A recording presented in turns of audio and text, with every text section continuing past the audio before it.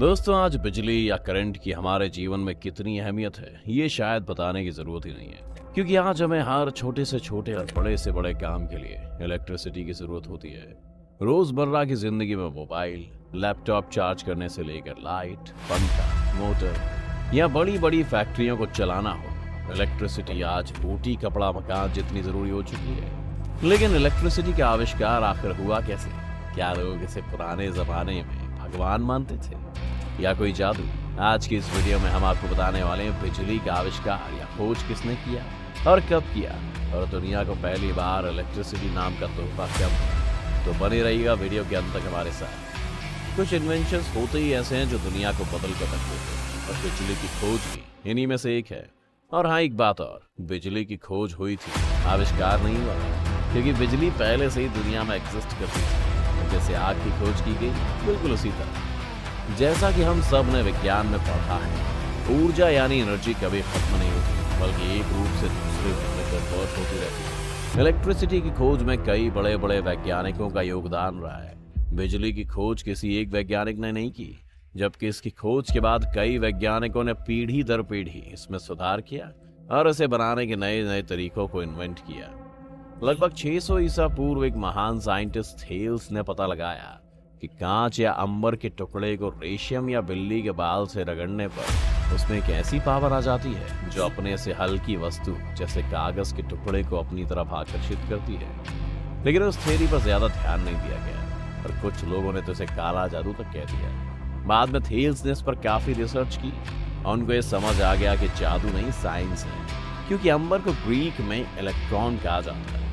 इसीलिए थेल्स ने अपनी कुछ रिसर्च करने के बाद अपनी इस खोज को इलेक्ट्रिसिटी का नाम दे दिया, जिसके बाद सन 1752 में बेंजामिन फ्रैंकलिन नाम के एक वैज्ञानिक ने साबित किया था कि आसमान में चमकने वाली बिजली और बिजली की चिंगारी दोनों एक ही रूप है। उन्होंने इसका एक्सपेरिमेंट करने के लिए बरसात के दौरान एक पतंग पर गीली रस्सी बांधी और उस धागे में एक चाबी लटका दी और पतंग को तेज आंधी तूफान में उड़ाने लगे, जिसके बाद पतंग जैसे ही ऊपर उड़ी, पतंग के जरिए बिजली का झटका भीगी हुई रस्सी से होते हुए चाबी तक आया और फ्रैंकलिन को भी बिजली का झटका महसूस हुआ, जहां से उन्होंने प्रूव कर दिया कि आसमान में गरजने वाली बिजली और इलेक्ट्रिसिटी लगभग एक ही तरह की है।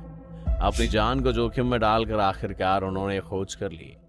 साल 1800 में इटालियन फिजिसिस्ट अलेक्जेंड्रो वोल्टा ने एक जबरदस्त खोज की, और वो ये थी कि केमिकल रिएक्शन से भी बिजली बनाना संभव है। और उन्होंने एक इलेक्ट्रिक सेल का आविष्कार किया जिससे बिजली प्राप्त की जा सकती थी। वोल्टा ने एक इलेक्ट्रिक बैटरी पॉजिटिव और नेगेटिव कनेक्टर्स को इस्तेमाल करके बनाई, और इसी साइंटिस्ट के नाम से वोल्ट यूनिट को रखा गया। डीसी के आविष्कार के बाद सन 1831 में माइकल फैराडे ने बिजली की खोज में सबसे क्रांतिकारी काम किया। उन्होंने बताया कि अगर तांबे की कॉइल या कुंडली में एक चुंबक को आगे पीछे घुमाया जाए तो इससे बिजली पैदा की जा सकती है। इस प्रयोग का इस्तेमाल करते हुए 1878 में अमेरिका के वैज्ञानिक थॉमस एडिसन और ब्रिटिश के वैज्ञानिक जोसेफ स्वान ने फिलामेंट लाइट बल्ब का आविष्कार अपने अपने देशों में किया। आज भी बल्ब का आविष्कार थॉमस एडिसन को ही माना जाता है, जबकि स्वान ने भी इसका आविष्कार किया था। लेकिन अभी भी डीसी करंट का इस्तेमाल किया जा रहा था, और चूंकि वोल्टा की ये बैटरीज डीसी करंट जनरेट करती थी, यानी डायरेक्ट करंट, जिसमें खतरा बहुत ज्यादा था।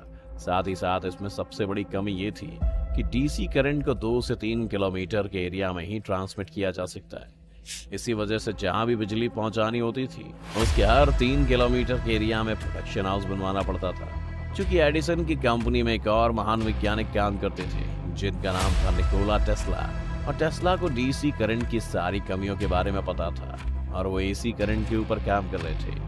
एसी मतलब ऑल्टरनेटिंग करंट। वो चाहते थे कि ऐसा करंट बनाया जाए जो सुरक्षित हो और जिससे काफी दूर तक करंट सप्लाई किया जा सके। जब टेस्ला ने अपना सारा एक्सपेरिमेंट एडिसन को बताया तो एडिसन ने एसी करंट को अपनाने से साफ इनकार कर दिया, और उन्होंने कहा कि आपको जो भी एक्सपेरिमेंट करना है वो हमारे डीसी करंट जनरेटर पर करें। जिसके बाद टेस्ला ने उनकी कंपनी को छोड़ दिया और एसी जनरेटर और एसी मोटर पर काम करना शुरू कर दिया। आखिरकार 1887 में फाइनली निकोला टेस्ला ने एसी करंट का आविष्कार कर डाला, और ये एक ऐसा करंट था जिसे कोसों दूर तक बिना किसी परेशानी और डर के ले जाया जा सकता था। इस तरह से बिजली की खोज और उसे बनाने के तरीकों में कई सारे वैज्ञानिक और भौतिकवादियों का योगदान रहा है, और उन्हीं की बदौलत आज हमें इतनी आसानी से बिजली का इस्तेमाल करने को मिल रहा है और हमारी जिंदगी इतनी बेहतर और आसान हो गई है। भारत में बिजली का आविष्कार कब हुआ? अब अगर बात की जाए भारत में बिजली सबसे पहले कहाँ आई या भारत में बिजली का आविष्कार किसने किया, आइए जानते हैं। भारत में सबसे पहले बिजली 1879 कोलकाता शहर में आई थी, और भारत में सबसे पहली बिजली बनाने वाली फैक्ट्री भी सन 1899 में कोलकाता में ही लगाई गई थी। उसके बाद सन 1905 में दिल्ली में डीजल से बिजली का उत्पादन शुरू किया गया। उसके पश्चात धीरे धीरे दूसरे शहरों में भी बिजली का उत्पादन होने लगा। इस तरह से भारत में बिजली का आगमन हुआ। अब हमने ये तो देख लिया कि बिजली की खोज कैसे हुई, आइए जानते हैं आज हम बिजली कैसे पैदा करते हैं, यानी बिजली का उत्पादन कैसे होता है। दो तरह से बिजली का उत्पादन किया जाता है, पहला है प्राइमरी सोर्स और दूसरा है सेकेंडरी सोर्स। आइए जानते हैं कि ये क्या होता है। प्राइमरी सोर्सेस ऐसे सोर्सेस जिन्हें नेचर से हासिल किया जाता है, उन्हें प्राइमरी सोर्सेस कहते हैं, जैसे सूर्य की गर्मी, हवा और ज्वार भाटा यानी समुद्र की लहरें। ये ऊर्जा के प्राइमरी साधन हैं, लेकिन इन साधनों से लगातार इलेक्ट्रिसिटी प्रोड्यूस करना मुश्किल होता है। इसीलिए इन सोर्सेस का इस्तेमाल सीमित रूप से किया जाता है, जबकि भारत में इन्हें बड़े लेवल पर इस्तेमाल करने के लिए रिसर्च हो रहे हैं। सेकेंडरी सोर्सेस पानी, कोयला, तेल और गैस ऊर्जा के सेकेंडरी सोर्सेज होते हैं। इन सेकेंडरी सोर्सेज का इस्तेमाल करके ही लगभग सारी इलेक्ट्रिसिटी का उत्पादन किया जाता है। भारत में इन साधनों का बड़े स्तर पर इस्तेमाल किया जाता है। इन सोर्सेज से इलेक्ट्रिसिटी प्रोडक्शन को अलग अलग टाइप की कैटेगरीज में बांटा गया है। Hydro electric power plant, thermal electric power plant, diesel power plant, nuclear power. तो दोस्तों, ये थी जानकारी कि बिजली किन किन रिसोर्सेज की मदद से बनाई जाती है। अब आइए जानते हैं इलेक्ट्रिसिटी से जुड़े कुछ इंटरेस्टिंग फैक्ट्स। क्या आप जानते हैं कि आसमान से गिरने वाली बिजली 10 करोड़ वोल्ट्स की होती है? इसलिए जब कहीं पर ये बिजली गिरती है तो काफी ज्यादा नुकसान होता है, जान माल दोनों की हानि होती है। जबकि हमारे घरों में आने वाली बिजली केवल 220 वोल्ट की होती है। भारत में हर साल बिजली गिरने से लगभग 2500 से 3000 लोगों की मौत हो जाती है। एक सर्वे के हिसाब से बिजली गिरने से मरने वालों में 80% पुरुष जबकि सिर्फ 20% महिलाएं हैं। इलेक्ट्रिसिटी एनर्जी का ही एक रूप है, इसीलिए इसे आविष्कार नहीं, एक खोज माना जाता है। बिजली की शुरुआत 18वीं या 19वीं सदी में नहीं, बल्कि इसका ताल्लुक कई साल पुराना है। 1930 में हुई आर्कियोलॉजिकल खोज में जो चीजें निकल कर आई, उसे जानने के बाद आप हैरान हो जाएंगे। उस खोज के अंदर रोमन जमाने के प्राचीन बैटरीज निकल कर आई, बगदाद में भी इसी तरह की बैटरीज निकल आई। इससे साफ जाहिर होता है कि बहुत पहले से ही बिजली का कॉन्सेप्ट था। दोस्तों, ये थी इलेक्ट्रिसिटी यानी बिजली के बारे में हमारी आज की पूरी वीडियो। उम्मीद करते हैं आपको आज की हमारी वीडियो पसंद आई हो। दोस्तों, आपको इलेक्ट्रिसिटी से जुड़ा कौन सा फैक्ट सबसे ज्यादा इंटरेस्टिंग लगा, हमें कमेंट करके जरूर बताइए।